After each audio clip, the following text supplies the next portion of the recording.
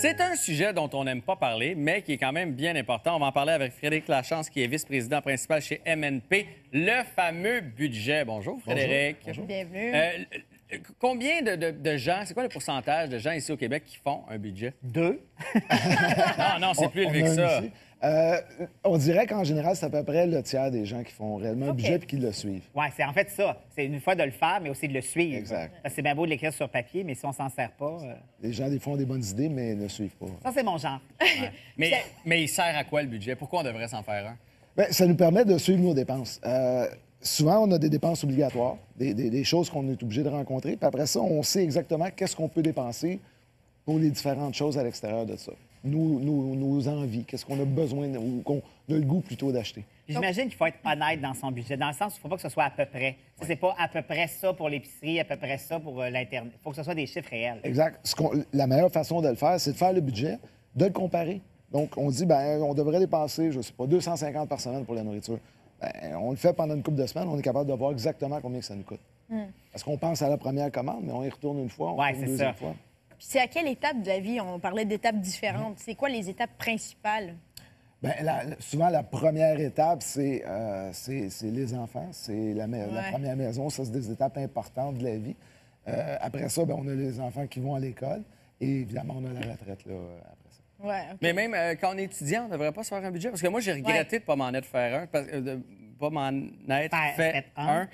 Parce qu'il me semble qu'il y a beaucoup de sous que j'ai reçus en prêt étudiant qui ne sont pas nécessairement passés pour les études. Tu comprends? Qui sont passés ailleurs. Idéalement, on devrait le faire toute notre vie. C'est pas tout le temps ça qui arrive. Quand on est étudiant, souvent nos parents nous aident. On a des prêts et bourses, on a différentes rentrées d'argent. On travaille. C'est un peu plus difficile de le faire. Puis il faut devenir un peu plus mature aussi pour pouvoir bien suivre un budget, ce qui n'est pas toujours le cas. Moi, c'est après les études que j'ai commencé à faire un budget, justement, parce que j'ai réalisé à quel point c'est difficile. Mais par exemple, OK, à l'achat d'une première maison, qu'est-ce qu'on doit envisager?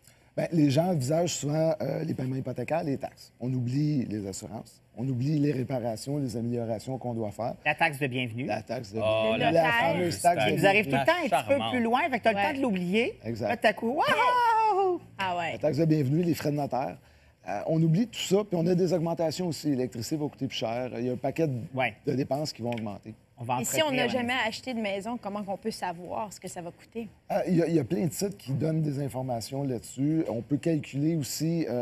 Souvent, les gens vont se faire préapprouver pour une hypothèque. Ne calculent pas combien ça va coûter par mois. Donc, il faut faire ce travail-là. C'est un petit peu de travail, mais il faut le faire. De cette façon-là, on ne se ramasse pas avec des problèmes plus tard. Puis aussi, penser souvent, on va faire déménager. Souvent, on va louer un camion, on va louer des déménageurs. On va acheter des nouveaux meubles parce qu'on passe d'un appartement à une maison. Puis là, oups, on a des pièces qui sont vides. Mais tu sais, tout ça, dans l'effervescence, on n'y pense pas nécessairement. Puis si on veut peinturer, on veut améliorer une pièce. Ah, ben celle-là, j'aime pas la couleur, elle serait belle dans telle couleur.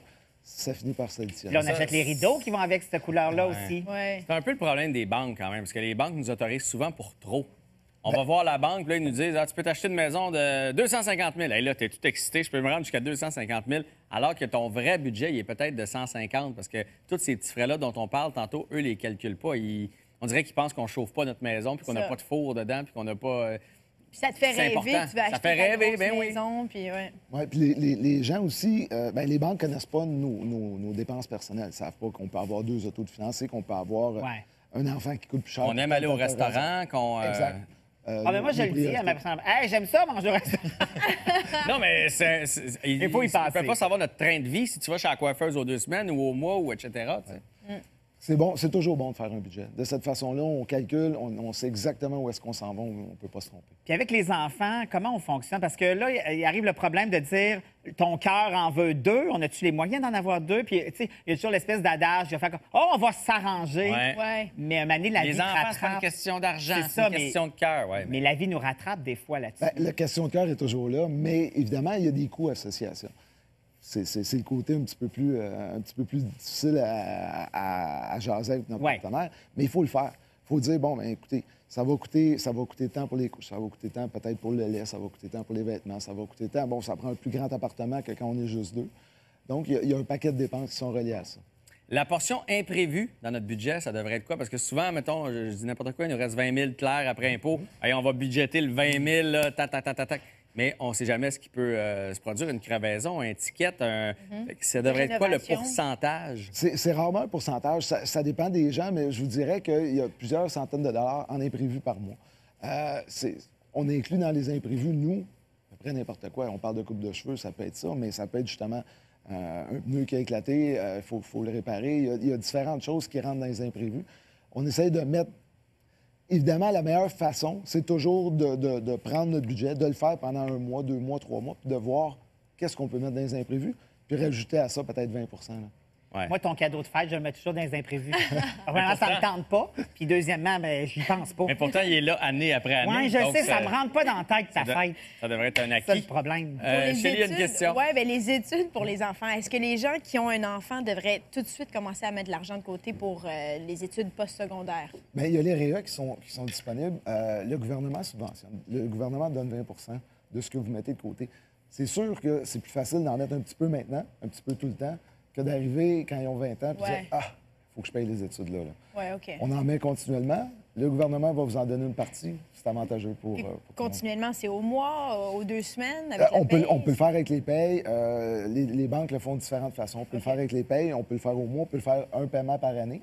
C'est toujours plus difficile parce que là, il faut arriver avec un gros montant d'argent. Quand on le fait aux payes, c'est toujours facile parce que c'est un petit montant par paye qui est mis de côté. Nous, franchement, on le fait prélever.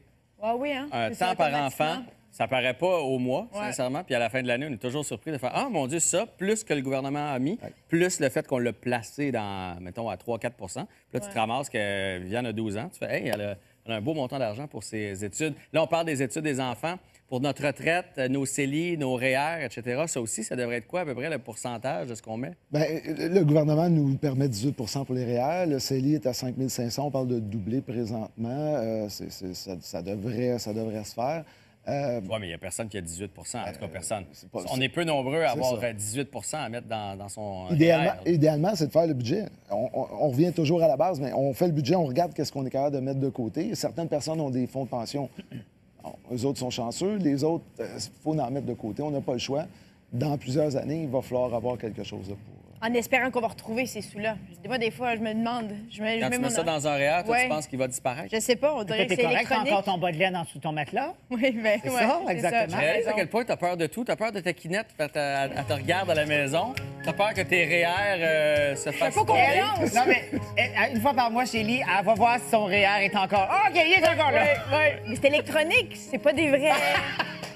Non, mais va à ta banque puis demande-là qu'il te montre ton REER. Oui, C'est ça qui envoie des relevés. Oui, mais c'est un relevé papier, il n'y a pas d'argent, là. En tout cas.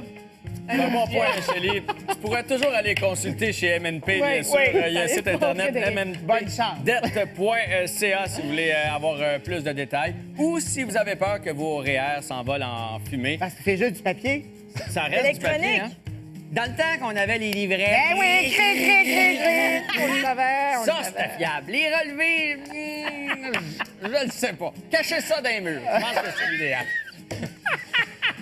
Oui. Revenez-nous après la pause.